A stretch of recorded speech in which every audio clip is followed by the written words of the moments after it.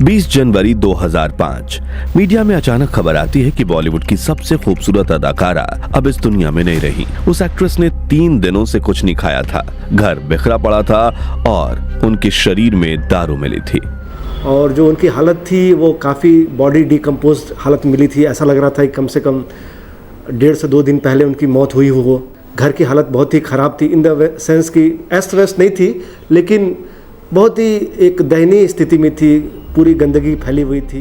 ये वो एक्ट्रेस थी जिन्होंने 70 के दशक में एक समय पर 55 फिल्में साइन की थीं और वो 15 फिल्मों की शूटिंग एक साथ कर लेती थीं।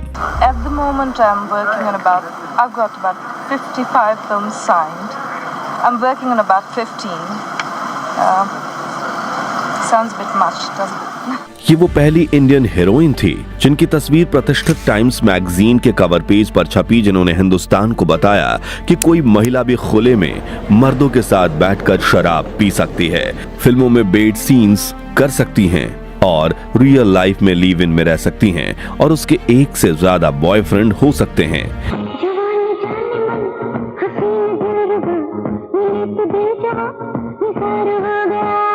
मगर फिर उस एक्ट्रेस के साथ कुछ ऐसा हुआ कि वो अचानक फिल्म इंडस्ट्री से गायब हो गईं। उन्होंने सदी के महानायक अमिताभ बच्चन को इंटरनेशनल गैंगस्टर कहते हुए इल्जाम लगाया कि वो उन्हें मरवाना चाहते हैं, और तो और संजय दत्त के लिए उन्होंने कहा कि वो एक आतंकवादी है और उनके पास इसके सबूत हैं। और समय के साथ उनकी दिमागी हालत इतनी खराब हो गई कि एक बार वो किसी के पीछे सड़क पर नग्न अवस्था में दौड़ पड़ी।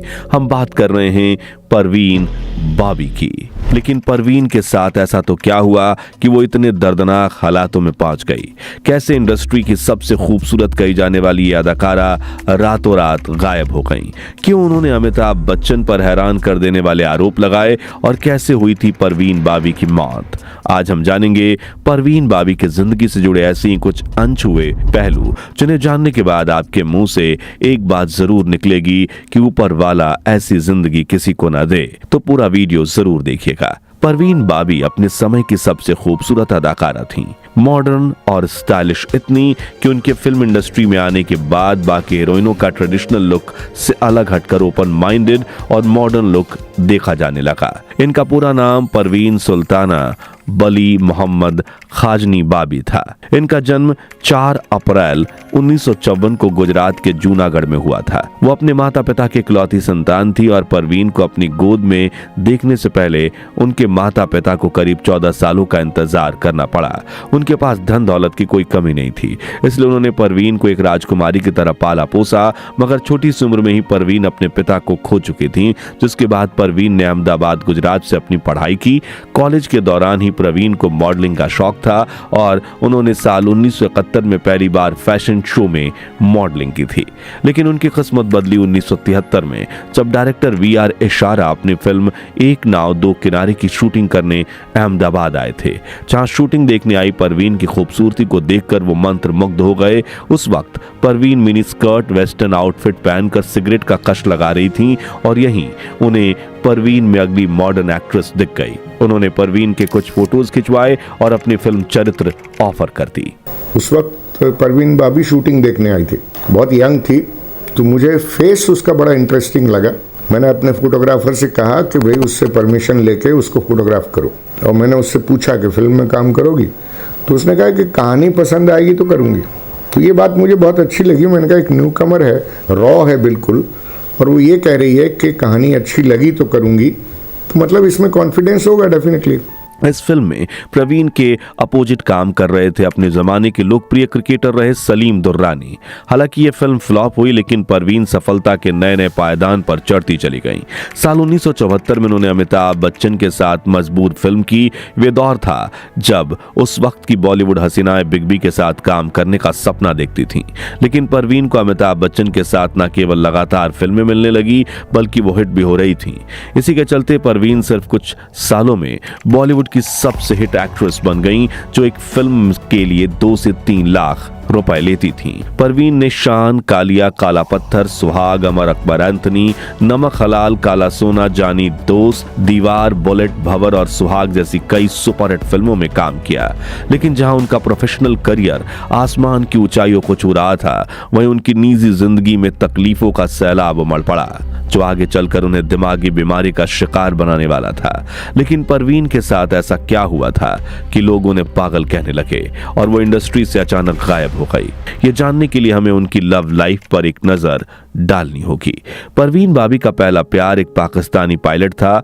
दरअसल मॉडलिंग करियर शुरू करने से पहले सन 1969 में परवीन का रिश्ता कराची में उनके कजिन जमील के साथ तय कर दिया गया था। वो पाकिस्तान इंटरनेशनल एयरलाइंस में काम करता था।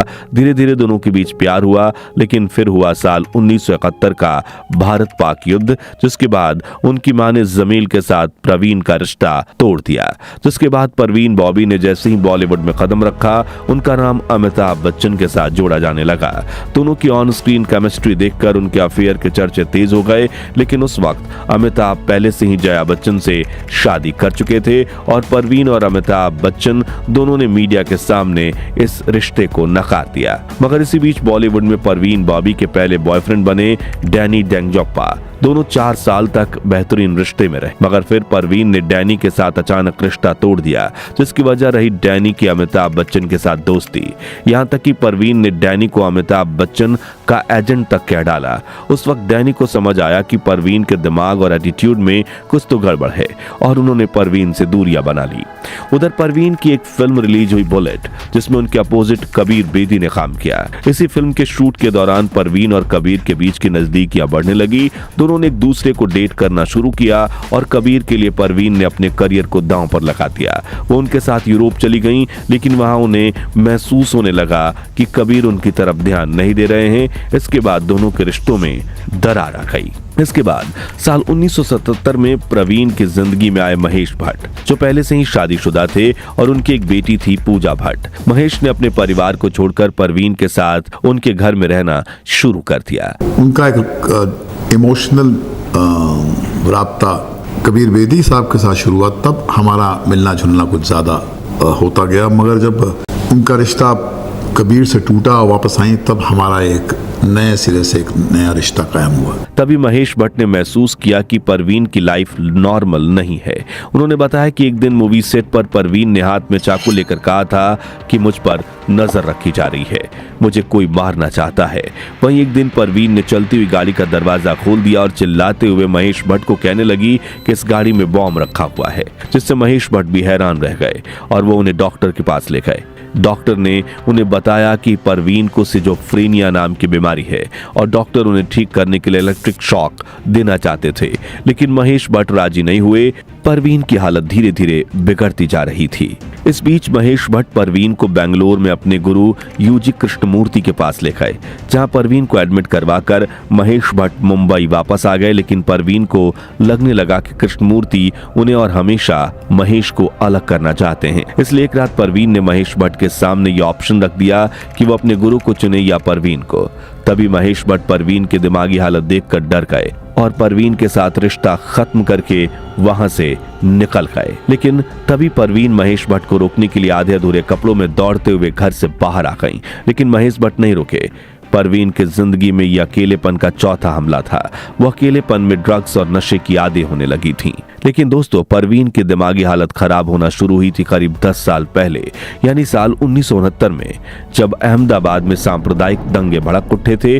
तब परवीन बॉबी की वार्डन ने उनकी सुरक्षा के लिए उन्हें बहुत सारे कंबलों और गद्दों के बीच छिपाकर एक ट्रक में अपने दोस्त के घर भेजा। उसी वक्त परवीन को पहला पैनिक अटैक आया था, जिसके बाद परवीन के जीवन में प्यार आया लेकिन टिका नहीं, जिस वजह से उनकी हालत बिगड़ती चली गई। 80 के दशक में परवीन महेश भट्ट से जुड़ा होने के दर्द को झेल रही थी। तभी महेश भट्ट ने परवीन के जीवन पर अर्थ नाम की फिल्म बना दी। कहा जाता है इससे परवीन बुरी तरह से टूट चुकी थी। और फिर आया 1983 का वो साल जब फिल्म से परवीन पूरी तरह से गायब हो गई। वो फिल्म इंडस्ट्री से रातों रात गायब हो गई। दरअसल उन्होंने यूजी कृष्णमूर्ति को अपना गुरु बना लिया और वो उनके साथ वर्ल्ड टूर पर चली गई। इसी दौरान एक हैरान करने वाला हादसा हुआ। तारीख थी 7 अप्रैल 1984।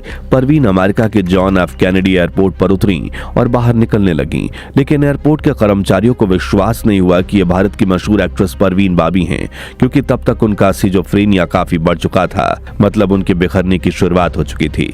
इसलिए वो अपनी आइडेंटिटी प्रूफ नहीं कर पाई। तभी एयरपोर्ट अथॉरिटी ने उन्हें हथकड़ी लगाकर एक कमरे में बंद कर दिया।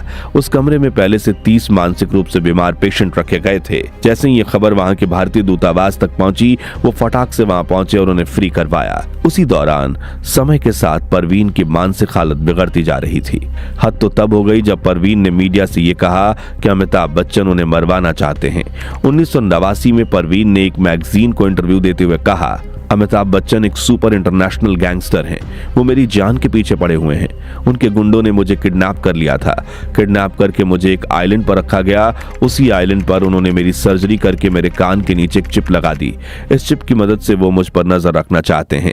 इस इंटरव्यू के दौरान उन्होंने कान के नीचे एक घाव भी दिखाया, जो देख लोग समझ गए कि परवीन की हालत सच में बहुत ज्यादा खराब हो गई है और उनके रिश्तेदारों तक ने उनसे दूरी बना ली। 90 के दशक की शुरुआत में काफी रिपोर्टर्स उनके घर इंटरव्यू लेने के लिए जाते थे। तभी परवीन उन्हें अपना खाना टेस्ट करवाती, ये जानने के लिए कि किसी ने उस खाने में जहर तो नहीं मिलाया।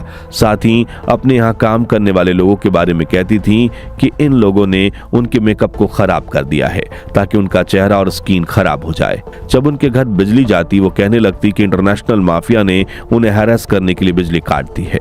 सभी जर्नलिस्ट उनकी नजर में अमिताभ बच्चन के एजेंट थे। अमिताभ को टीवी पर देखकर ही वो बौखला जाती थी।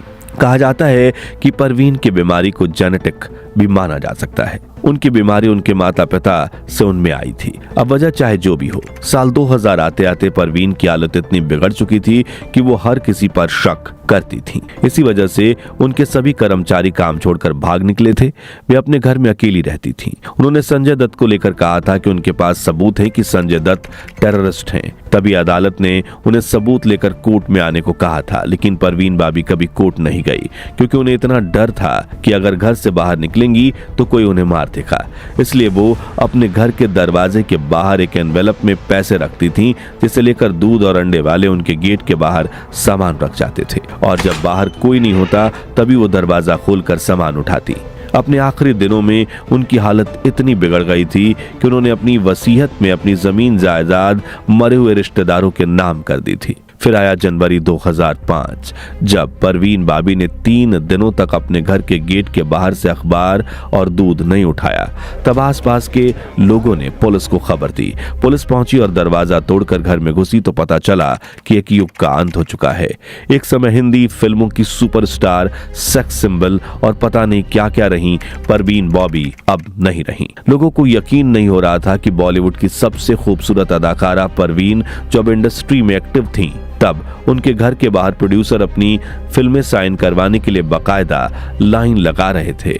आज उसी अदाकारा की मौत के 2 दिन बाद तक भी वो अपने करीबियों तक को याद नहीं आई। परवीन के पोस्टमार्टम से पता चला कि उन्हें काफी समय से डायबिटीज था। इसी वजह से उनकी पांव में गैंग्रीन हो गया था, यानी उनके एक पैर का मांस सड़ गया था और वो चल भी नहीं पा रही थीं। उन्हें अपने घर में घूमने के लिए व्हील चेयर की जरूरत पड़ती थी। उन्होंने मरने के 3 दिन पहले से कुछ भी नहीं खाया था। उनके पार्थिव शरीर में सिर्फ अल्कोहल की थोड़ी बहुत मात्रा पाई गई थी।